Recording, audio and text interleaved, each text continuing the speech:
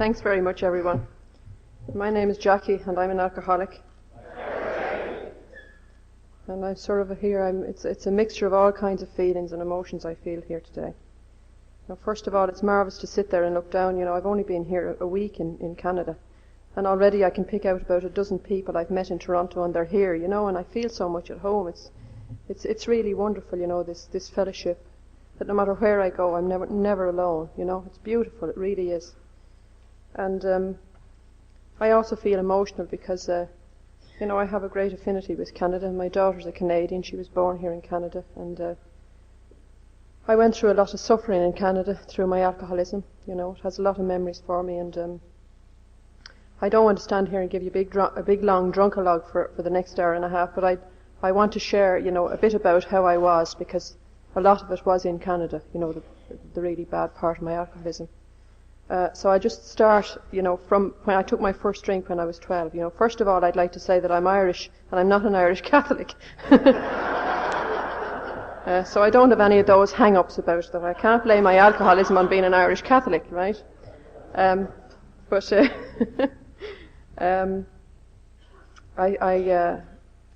I think, you know, for me, that I had this allergy to reality before I ever drank, you know, because as a child I was allergic to the reality of having to study at school and the reality of any kind of discipline. You know, I was always a kind of a tomboy and a tearaway, and I always went against, you know, any rules that were laid out for me. So I kind of rejected reality, really. And when I was 12, I took my first drink, you know. There was always booze in our house. My mother used to like to take the odd jar, and there was always booze in our house. And, you know, I can remember my first drink. I got a bottle of sherry off the top of the piano and put it to my head and drank it down, and got very dizzy, and I remember falling down the steps and cutting my knee, and I was taken to the doctor to have stitches put in my knee. I still have the scar. And, you know, I remember that very vividly, and I remember the feeling I got, you know, but it was this sort of glow, this feeling, all the hang-ups were gone, you know. I kind of felt a feeling of freedom, that I could do anything, that I could move mountains. You know, and I used alcohol from then on. I used it when I was at school. I used it to pass exams, you know, to take my driving test, anything I had to do. I used to have a few drinks. You know, if I was going out on a date, I'd leave the house 2 hours before the date to stop by and have a few drinks on the way, and I'd always meet the date in a bar. And, you know, that to me was quite the normal way to live. I didn't think there was anything wrong with that at all. And in Ireland, mind you, nobody says very much about it being wrong, because everybody meets everybody in bars over there anyway. There's nothing else to do but go to the bars. But, you know, I went along like that, and then I want to share with you some of the feelings I had inside me then, because that to me is my alcoholism. You know, it was and is my alcoholism, is the feelings I had all the time. The feelings, first of all, of being alone. This feeling of aloneness that was always inside me. And the only way I could get away from that feeling was when I'd have a few drinks. The feeling of being different. Now, I justified a lot of these feelings. I felt I was different because I was an Irish Protestant, you know, and I was living in a Catholic country. I did. I felt I was different because I'm an only child. I didn't have any sisters or brothers. So I put the aloneness and the loneliness down to the fact that I was an only child. Feeling of dis-ease. You know, they say we have a dis-ease. We have a disease and we leave down the drink and we're left with this dis-ease. And I had this dis-ease as long back as I can remember. But I always wanted to be somewhere else, you know. When I was 16, I met the guy who I was to marry. And he was in Ireland.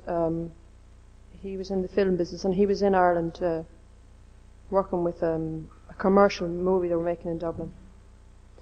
And I was attracted to him because he was an egotistical kind of a man, and he drove a big white Jag, and he was a film producer, and he suited my ego fine.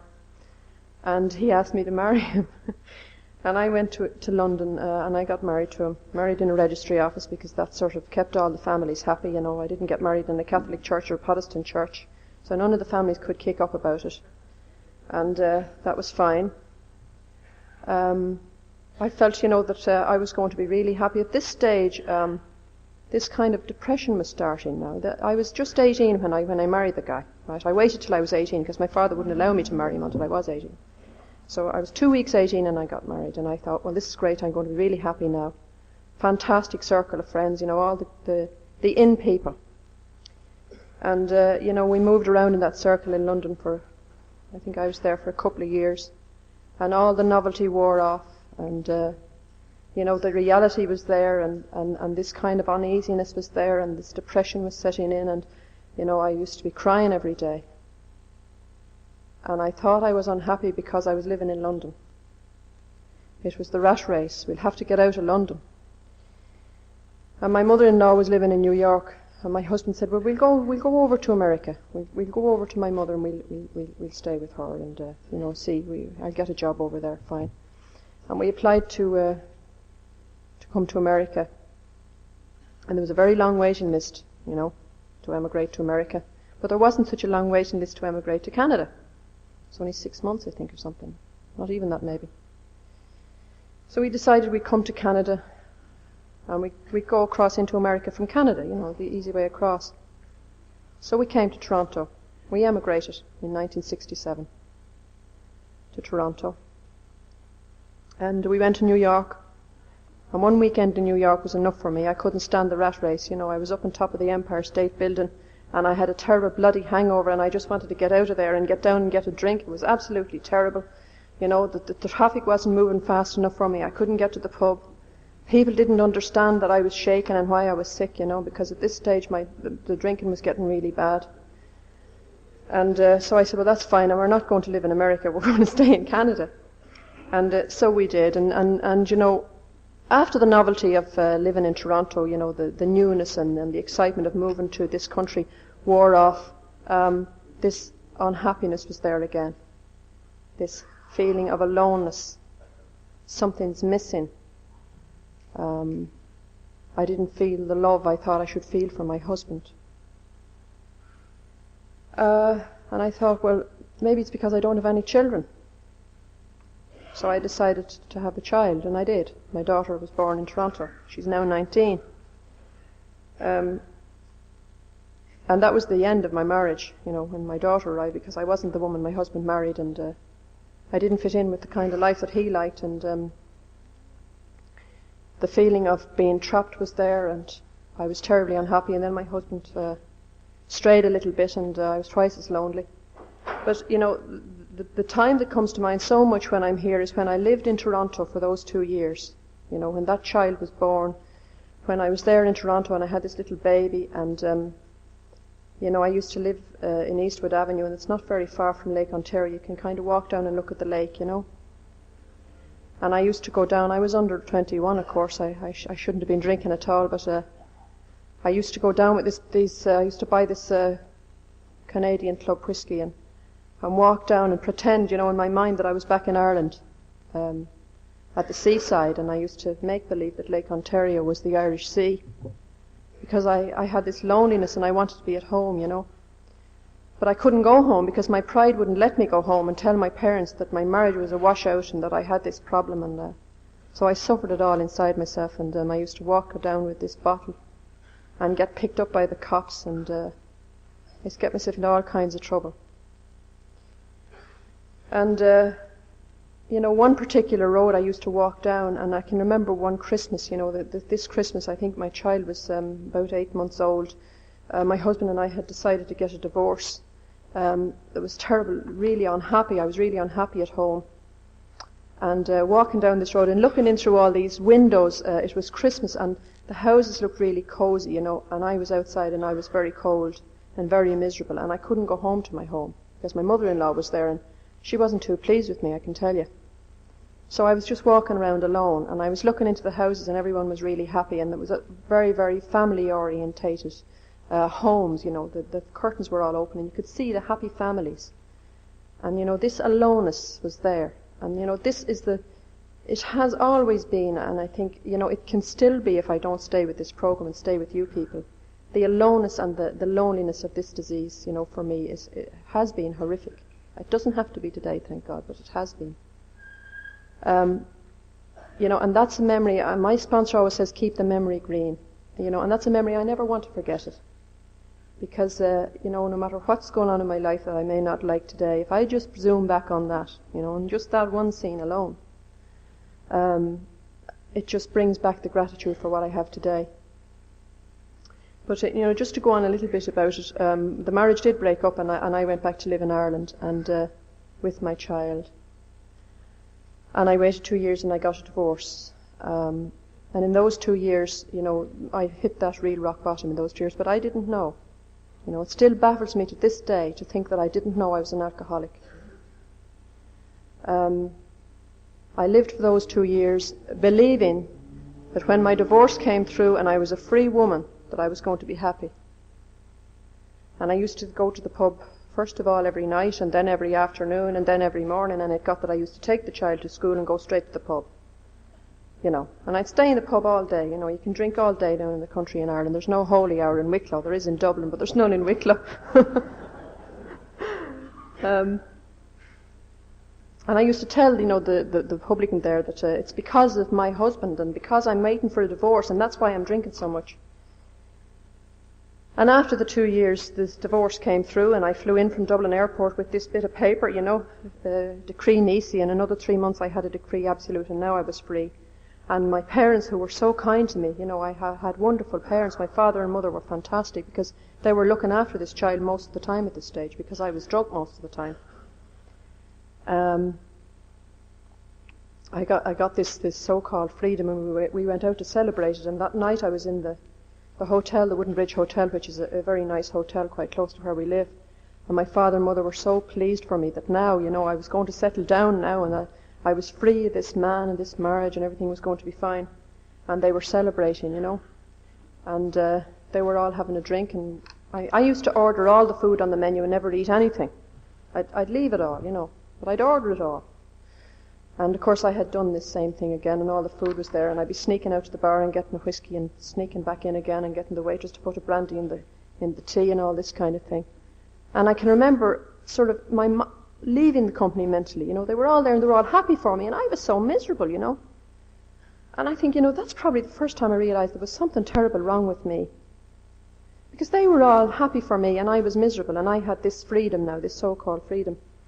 And I remember going home that night and ringing my doctor, At this stage I had started going to my doctor as well, and I was taking other kind of drugs, mood changing drugs, on prescription, but I wasn't taking them as prescribed. And, I said, you'll have to come and talk to me because there's something wrong with my head. I've got to talk to you. And he said, look, Jackie, he said, you go to bed, he said, and sober up and phone me in the morning. And, I had a hell of a resentment at him. Because inside my mind all the time I used to just wish that somebody could open it up and get in there, and help me get out whatever the hell was going on in there.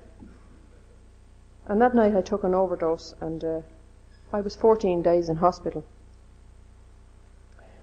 And I came to, I think it was 3 or 4 days before I actually came conscious. I almost died, and I was all wired up. I didn't know where the hell I was. But after 14 days I left that hospital and I went straight to the pub. I didn't even go home. I went straight to the pub to make up for the 14 days I hadn't been drinking in case they'd been missing me while I was gone, And they're all kind of looking at me, and I thought, what the hell are they looking at me like that for?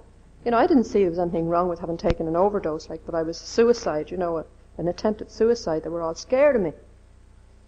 But, I think I was 5 weeks. I'm never sure of time, but I think it was 5 weeks after that I was put into St. John of God's, which is the alcoholic hospital in Dublin. It's, I think it's the best alcoholic hospital in Dublin anyway. On a few occasions, I'd been in the pub in those 3 or 5 weeks. I think 3 or 5 weeks. Sitting at the bar and thinking this awful feeling like my brain was going to disintegrate. And one day I went into my doctor in the middle of the day and I told him, I think I'm going crazy. And he said, you've got to go in for treatment. Now, alcoholism was never mentioned yet. And when he said treatment, I really thought, I was full of self-pity. And I thought he meant that I needed to be looked after and babied with kid loves for a while because of the terrible raw deal I've had. And that I needed to be treated nicely. And he was going to send me in for treatment into a rehabilitation place or somewhere nice, where they were looking after me. I didn't understand the treatment was to be locked up in a nut house. So when he said it was St. John of God's, I said, what? St. John of God's, that's for lunatics, you can't send me in there. So anyway, he talked to me, and I said, all right, then I'll go in. So he phoned up, and he said I could have a bed on the following Tuesday, and I think this was on a Saturday. So on Monday I was down in the pub, and I phoned him up. I said, I'm fine now, I'm grand, I'm not depressed anymore, you can cancel the bed,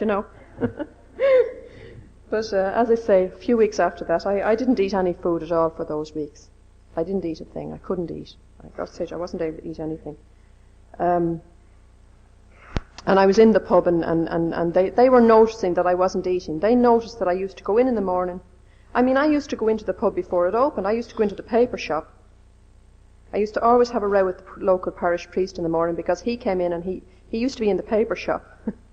And he used to be buying his paper, and I used to get the vodka. I used to get the guy in the bar to bring me out a vodka in a glass, but it looked like lemonade, and I put it down on the priest's paper. So the priest would have to ask me to move it. It was a kind of resentment I had at him, that he'd have to ask me to move my glass.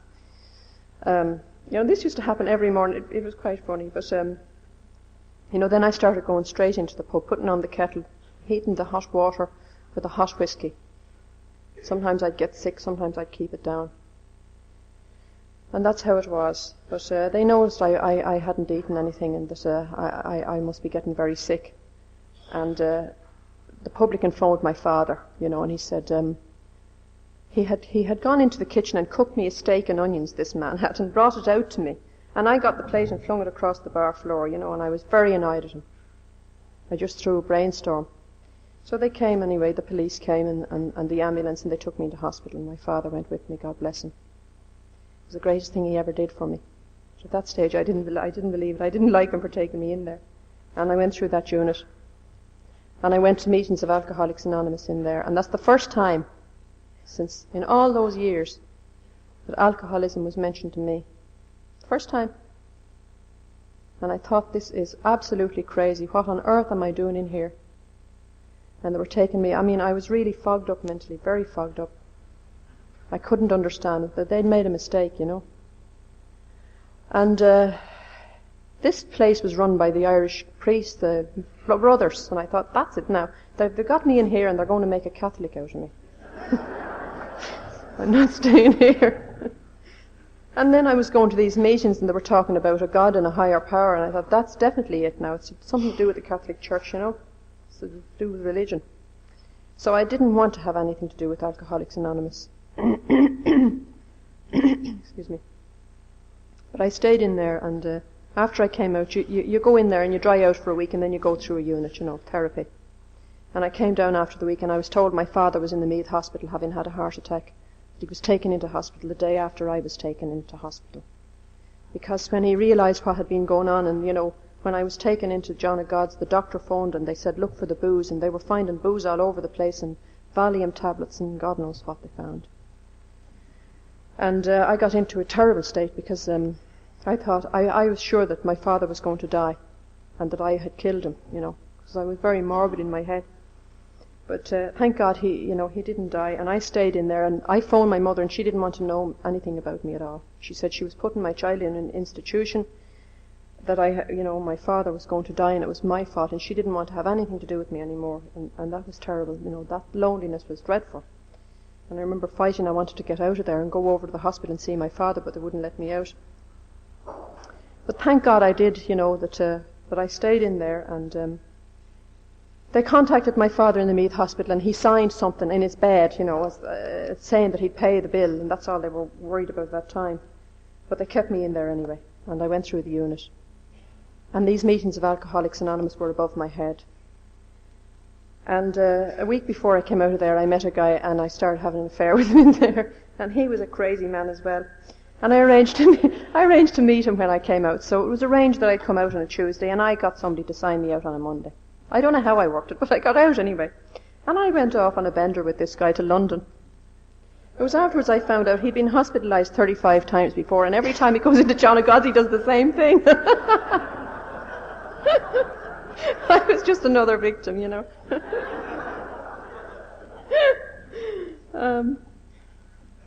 But That was quite funny, actually. That was quite funny. When I met him, he told me he was divorced, and you see, I was divorced, so I thought everyone else in Ireland could get divorced like me. But so we went on this bender to London, came back to Dublin, crashed a car at Dublin Airport. We ended up together in a hotel in Dublin. And I phoned my local garage to send a car up, and my pride wouldn't let the garage man know that I was sleeping with somebody. So I said, by the way, I got married last week. So they sent the car up with the mechanic to me, the new Mrs. Thompson, and this kind of backfired on me, because I arrived down in Wicklow with the car and this new husband, and the local sergeant in Ashford had been told to look out for this guy by his wife. So the local sergeant, who's a friend of mine, was very concerned about me having married someone who was already married, and I still couldn't tell him I wasn't really married to him. Oh, God, it was really crazy. But I ended up, we went on a bender for a week in Ireland, and I ended up driving this man to my doctor, telling my doctor this man had a problem with booze and he'd better give me a letter for him, and I drove him back to John O'Gott's and put him back where I found him and said, bye-bye, baby,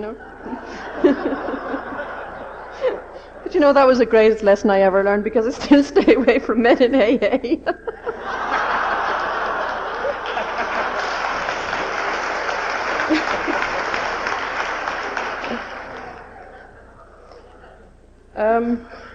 I didn't believe I was an alcoholic at that stage at all. But I did believe one thing, because I seemed to identify with everybody who drank whiskey. And I was a whiskey drinker. So I said, that's what it is. It's the fire water. It's the whiskey. I'm going to give up drinking whiskey and I'll be fine. And I never took whiskey since, not since. But I try to drink everything else. And you see, I never had any respect for anyone who didn't drink spirits. A beer drinker to me wasn't a drinker at all. I mean, even a guy who drank gin wasn't a drinker. He had to be either whiskey or brandy or the real rough stuff, poteen or something like that. But I said, well, if I drink beer, I'll be all right. I mean, that's not really strong. So I started drinking Harp Lager and trying all these beers out, and became an expert on wines. And for the next few years, my alcoholism really progressed. It really did. And the violence in me got very, very bad. At one stage I almost killed my father. I can remember on one Christmas day, one St. Stephen's Day, which is the day after Christmas, I went into my mother. She hadn't got up, and she was in bed, and she had a crack across her nose, black eyes. Her face was all black. And I said, what on earth, I said, were you doing yesterday? Look at you, look at the state of you, were you drunk again, And she looked up at me, and there were tears in her eyes, and I'll never forget her face, and she said, don't tell me you don't remember what happened yesterday. And yesterday had been Christmas Day, and I had gone down, I had arranged to get into the local pub for a Christmas Day drink. The pubs don't open on Christmas Day in Ireland, but I arranged it. I had put the turkey in the oven, put the ham on, done everything right, and gone out. And of course, Mummy had a few jars when I was out, and she didn't take care of it, and it got burnt. So it seems I had a row with her. And I smashed her head off the side of the bath and tried to kill her. And I didn't remember. I was in an alcoholic blackout.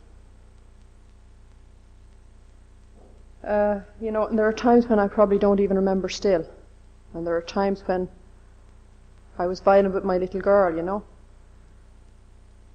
I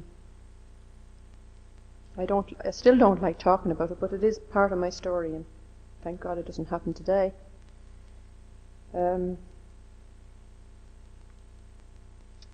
I think about that stage I'd hit this rock bottom, this where I wanted to die, where I was thinking again. I had this program in the back of my mind: if it gets too bad, I'm going to kill myself. And I won't share with you the ideas I had in mind about killing myself, but they would have worked.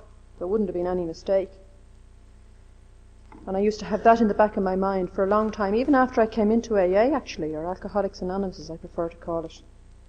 I had it in the back of my mind, it gets too tough, I can always commit suicide.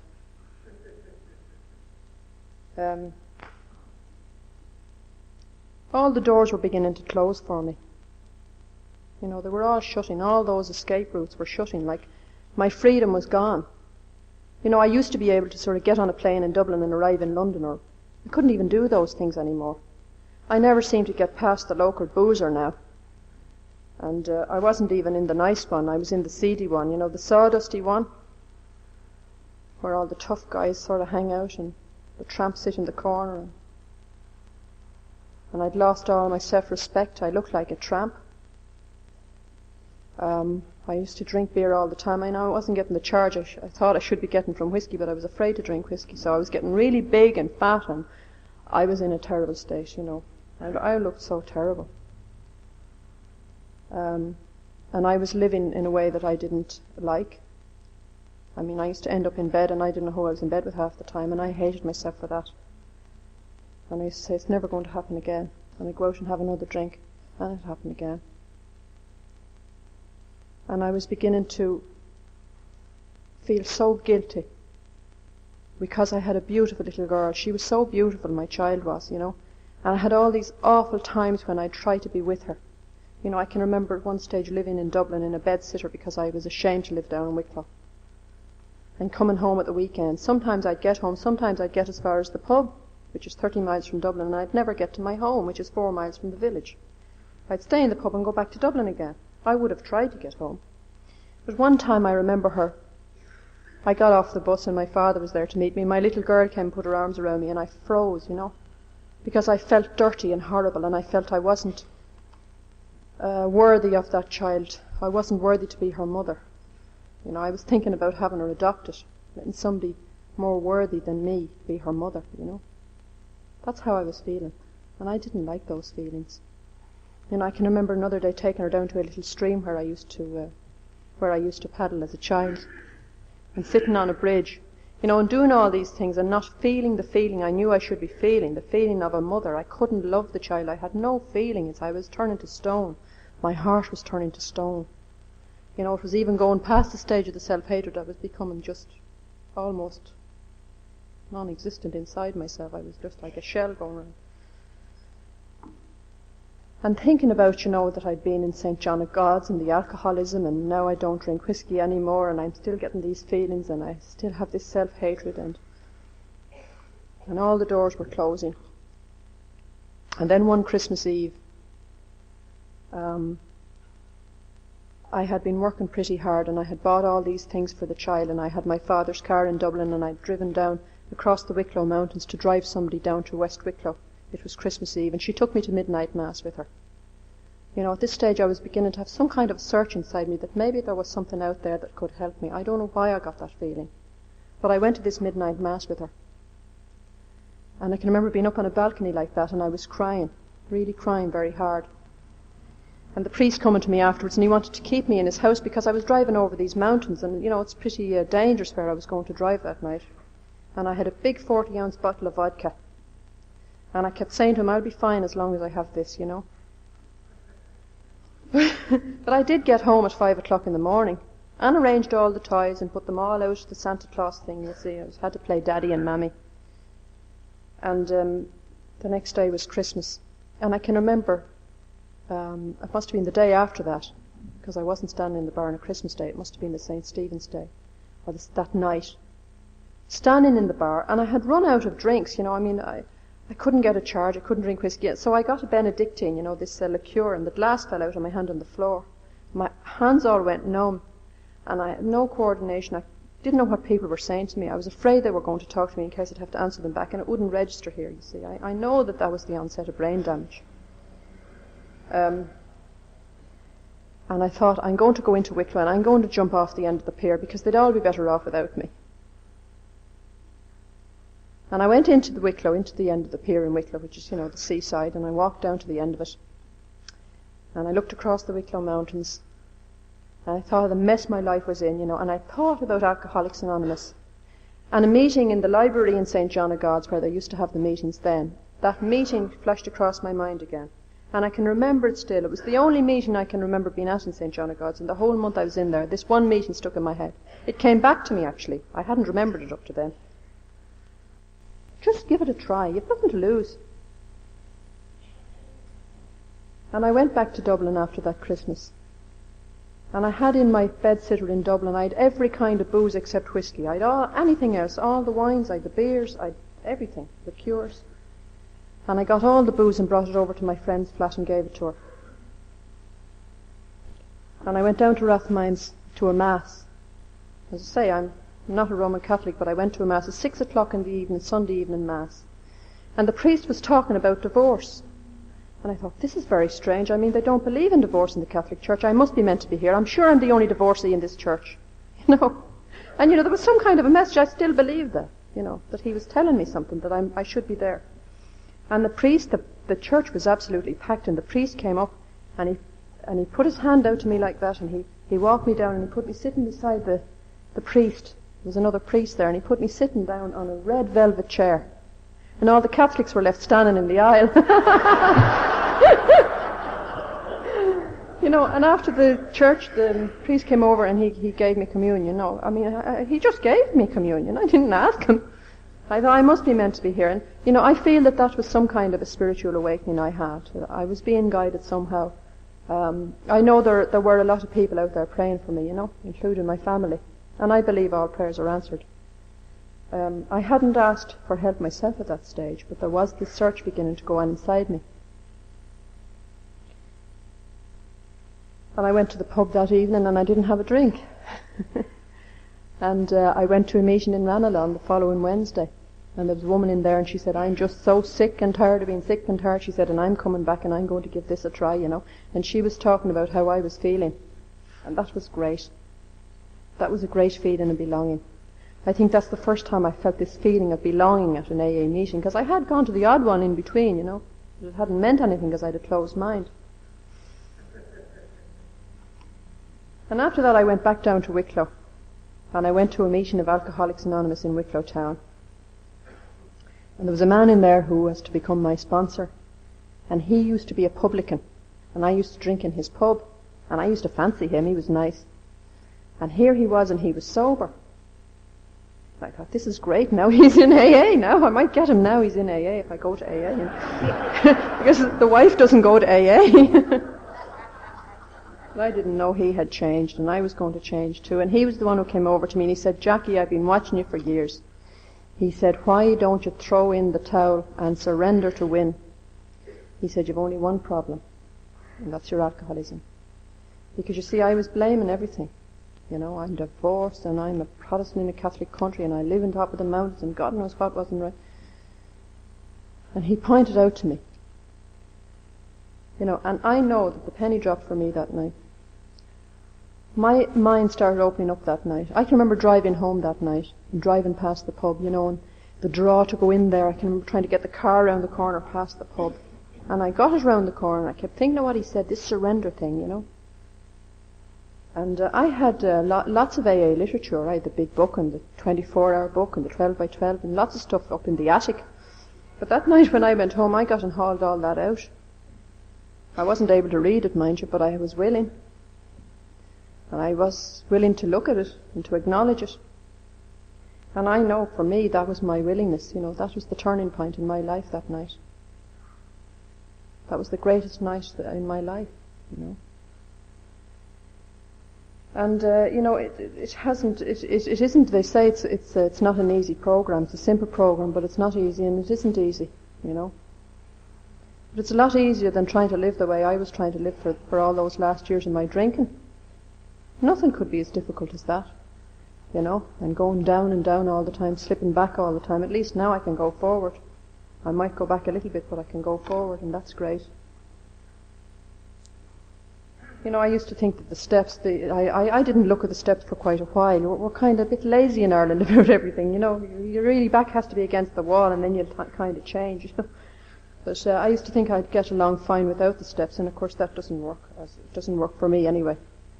You know, and I kind of used to get into all this sort of trouble in my head and be the dry drunk and all that sort of stuff. I don't have to go into all that. I'm sure most of you understand what I'm talking about. I'm sure some of you do anyway.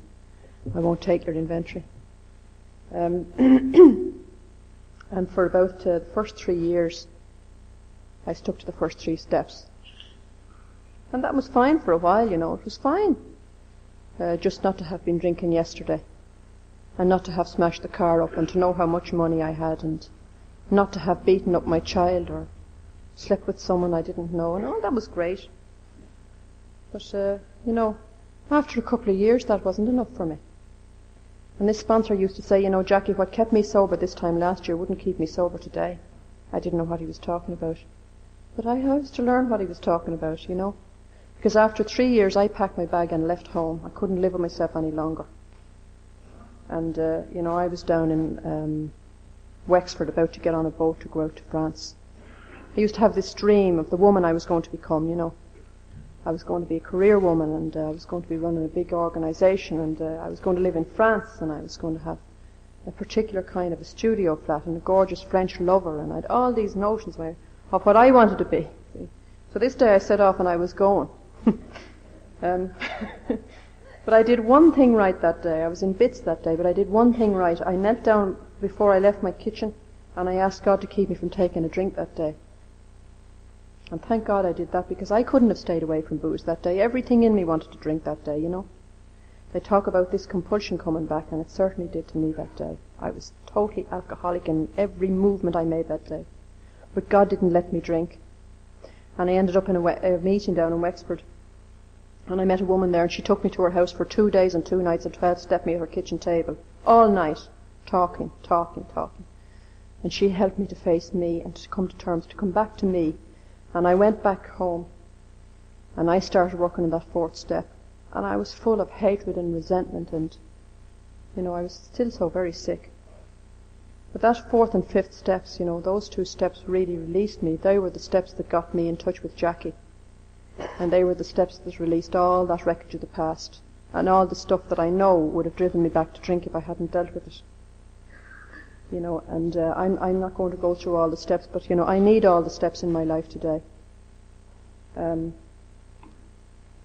My life today, you know, just to be here in Canada, to be up here and to be able to share my experience, strength and hope with you, to be sober, you know, and I came back to Montreal to the World Convention when it was on, and I said, if I'm sober, I'm going to the World Convention because it's in Canada. I've got to go back to Canada in sobriety. And I was 6 years sober, and I felt I was strong enough to go out there, and I did. And that was a great experience, and then I came to Toronto, and I fell in love with Toronto, and I fell in love with Canada for the first time, you know, because I was sober. And last year I brought my daughter back here to show her her homeland, because she is a Canadian. And that's how I came to go to Alliston. I met a member here. Well, I met her at Montreal, but she lives in Toronto, and she's also from Wicklow in Ireland, and she took me to Alliston, and you know, I met Terry, and that's how I come to be here today, you know, and this is how I just have to be there, you know. I mean, I could go on all day about everything Alcoholics Anonymous has done for me and is doing for me, you know, but I don't really feel like talking very much more, but there are just a couple of things here that I'd love to read for you because they help me, if you'll bear with me for a minute. One of them, which was given to me by a member in Toronto, Pat O.B., who was a wonderful friend to me. And he gave me this 3 years ago when I came over, and it's called Humility. And this is what I try to strive for, and I was trying to strive for this all morning. It says, humility is perpetual quietness of heart. It is to have no trouble. It is never to be fretted or vexed, irritable or sore. To wonder at nothing that is done to me, to feel nothing done against me. It is to be at rest when nobody praises me, and when I am blamed or despised. It is to have a blessed home in myself where I can go in and shut the door and kneel to my Father in secret and be at peace, as in a deep sea of calmness when all around and about is seeming trouble.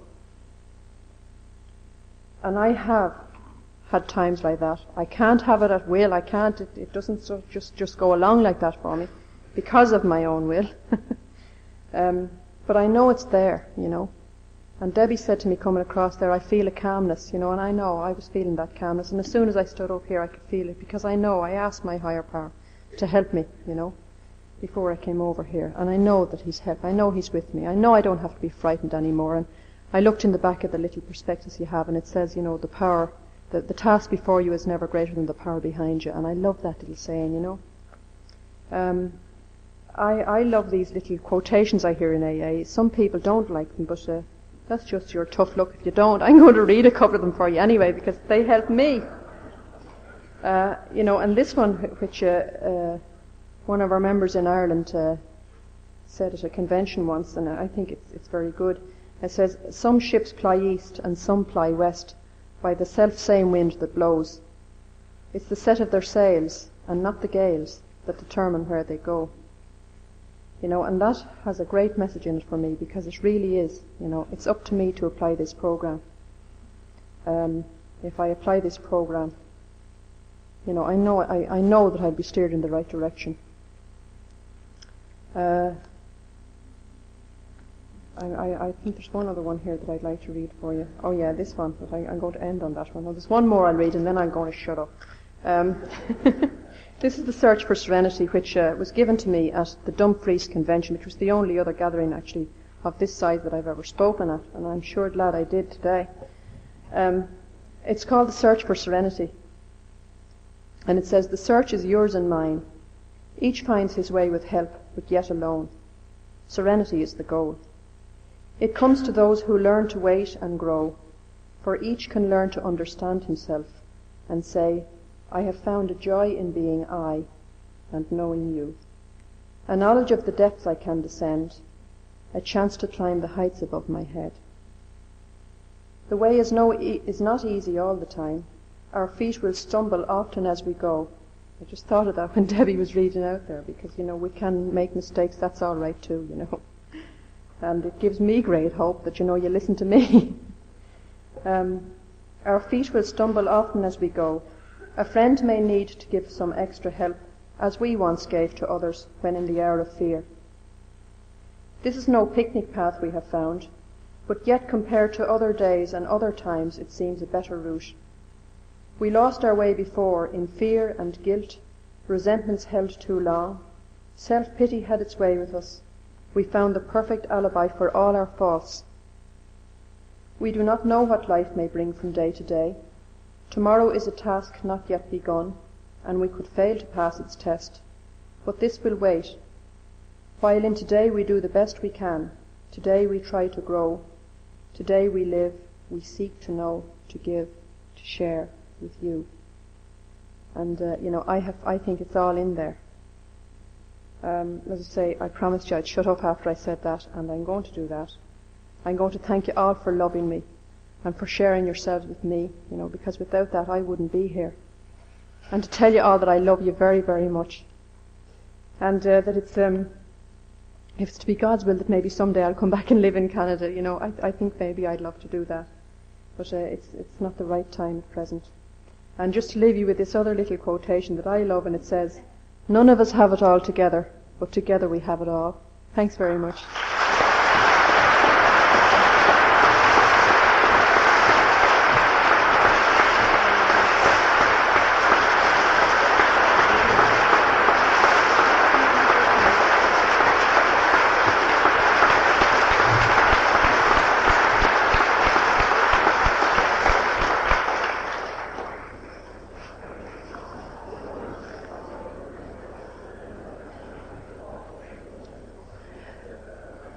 Jackie certainly did a very fine job of sharing her experience, strength, and hope.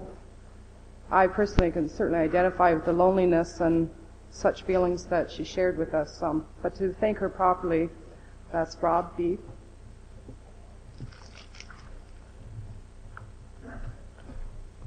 Hi everybody, my name is Rob, I'm alcoholic. I'm not a girl, and I have no children. I'm not a Catholic Irish or an Irish of any type. But her story's the same as mine, and probably the same as everybody else's here. The progression of the disease in my life was the same. I got to the point where I didn't want to live, and life had no meaning, and I had no hope until I came to the doors of AA, until I met the other drunk. Thanks for sharing with us on behalf of the group.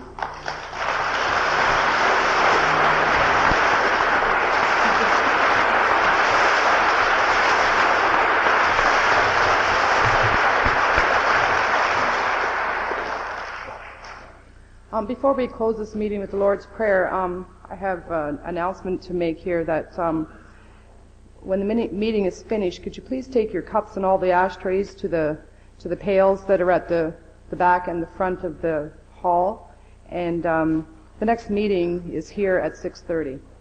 So could you join with me in closing the meeting with the Lord's Prayer?